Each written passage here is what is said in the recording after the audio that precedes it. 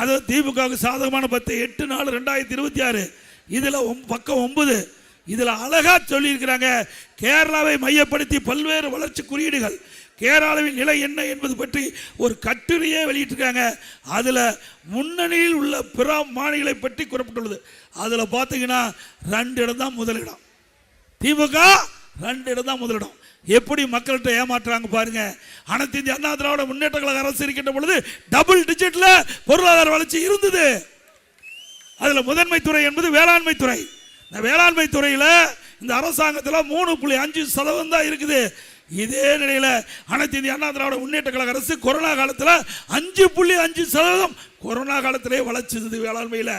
இன்னைக்கு பிரதான துறை என்றால், முதன்மை துறை என்றால் அது வேளாண்மை துறை. அதில் தான் 60% மக்கள் பயனடைகிறாங்க. அப்படி முதன்மை துறையில் இந்த அரசாங்கம் குறைவா, குறியீடு குறையா இருக்குது. அதையெல்லாம் அந்த முதலமைச்சர் பேசுவார்.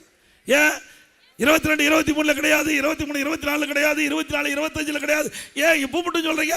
3 ஆண்டு காலம் இதே திராவிட முன்னேற்ற கழக அரசு. அப்ப எங்க பொருளாதார வளர்ச்சி உயர்ந்தது?